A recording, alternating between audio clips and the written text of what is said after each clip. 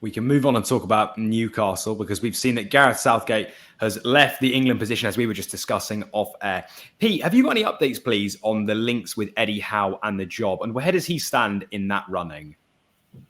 Well, obviously he's going to be one of the top candidates for the job. There's no doubts about that. He is probably the best English candidate out there right now. If you do look at other potential people for the job, I think there will be a lot of people joining voices to say, look, Eddie Howe is the right man to replace Gareth Southgate. Gareth Southgate did a great job for England, so he has set the foundations there for somebody to carry it on and maybe get England over the line in a major tournament and win one. I just think it's going to be hard to prize Eddie Howe away from Newcastle right now. It's a real exciting project going on at St James's Park right now.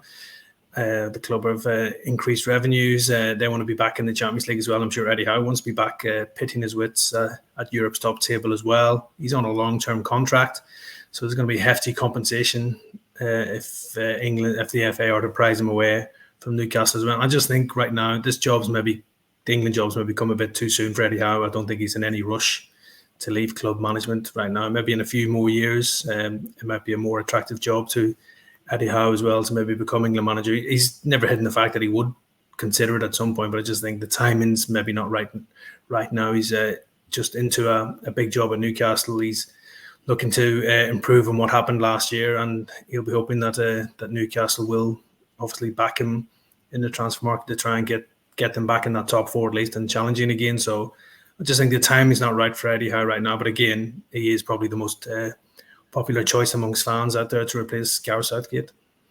But what do you make of the current standing of that, potentially him waiting, say, in terms of being offered the role in years to come? I mean, there's some discussion that the FA might look till the end of the season to offer Pep Guardiola the role. Where do you stand from the FA's perspective? I think with Eddie Howe, he's made no secrets before about wanting to manage England, but that was in a different job at a different time, a long time ago. I think where the point that Pete makes about the timing for him is it's right. I mean, the thing with a manager, though, is your stock can drop very quickly. Newcastle could have an awful start to the season and Eddie Howe could be sacked by Christmas. So that's something else that you've got to take into consideration from his point of view. You're not going to get offered the England job too many times. That's a job that doesn't come around that often. So he's got that to take into consideration. I think he's onto something at Newcastle. He's building something big. He's building something there with the players he's got, with the budget that he's got, the people around, the support of the board, and the ownership that he's got at the club. It's a very, very good environment that he's working in. But the England job doesn't get offered that many times. And as far as the other candidates go, I'm a strong believer that the English manager should be English, that the England manager should be English. But if the English managers out there are not good enough, then I don't think there's any harm in looking elsewhere.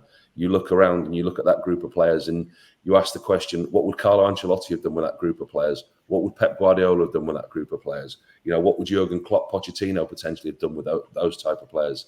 If Eddie Howe's not right, if it's not time for Lee Carsley, there's talk of Graham Potter going in there. Is that an improvement on Gareth Southgate? If we're looking around, if we're struggling to find an England manager, you almost imagine the fact that Lee Carsley might get an interim role and it's almost an audition for the job with the Nations League coming up, with the World Cup qualifiers coming up. And that's a situation that I wouldn't want to see. I see this squad of players, I see this group of players that are so close. If Eddie Howe is not available, if the timing is not right for him, if the English managers out there are not good enough, then with this group of players, the age of the players, Foden, Bellingham, etc., to name a couple of them, Saka, you look at the age of this group of players, you look at a possibility going into a World Cup, get a manager that can win a tournament with this group of players. I understand the FA, the DNA, the building and progression with the managers. But if the managers that we have and the coaches that we have aren't to the standard that would take us to that level, I don't see a harm in looking elsewhere. But again, I'm going to completely contradict myself by saying I'm a strong believer that the England managers should be English. And Pete, to pick up on that potentially with Eddie Howe looking ahead, is there a chance that PIF could offer him a bumper contract to stay? If his head is turned by the England job, could we see him be offered, a maximum deal at Newcastle to try and tie him down for as long as possible? What would that situation or potential scenario look like for them? Yeah, he's already on a long-term contract, and by all accounts, he signed a secret one in the summer as well to extend his deal there. So I think Newcastle are pretty content that he is under a long-term contract. Obviously, it would take a lot of money to get him out of that as well. So I think if the FA want to do it, they're going to have to put their hands in their pockets and sort of pay a hefty compensation fee to Newcastle. So I don't think there'll be any rush to give Eddie Howe a new contract just yet. Again, they'll see how the season starts, and if Eddie Howe can get Newcastle back to what they were 2 seasons ago in the top 4, then maybe they'll sit down and have discussions again with him. But I don't think there's any immediate need for it right now, and I'm sure Eddie Howe is content with his contract situation there as well. Obviously, it'll be flattering for him to be linked with England again. I'm sure it will maybe be an unwanted distraction for Newcastle going into this new season as well. So they'll be hoping that the noise will soon go away, and Eddie Howe can concentrate on the upcoming season for Newcastle, because it is a big season for the club. It was a disappointing season last year by their standards, and the Saudi PIF fund want Newcastle up there challenging the rest of the Premier League elite. So yeah, he's got to get Newcastle back on track this season, and I'm sure that's his focus right now, is to get off to a good start. And they do have a favourable fixture list as well, I think, in the first couple of months of the season, so it'll be vital for them to capitalise on that and try and put the pressure on the rest of the top clubs in the Premier League. And as I said, as Paul's mentioned, if the best candidate isn't out there right now for England, maybe they're going to have to wait around and see who they can possibly get if they do make an interim appointment. Because we remember when Sam Allardyce lost the job, Gareth Southgate was almost like an interim manager and ended up getting the job permanently as well. And obviously he did a good job as well. So England are in a good situation, I think. Whatever happens, they've got a really talented squad of players, and they'll be taking their time, I'm sure, to try and get the right manager.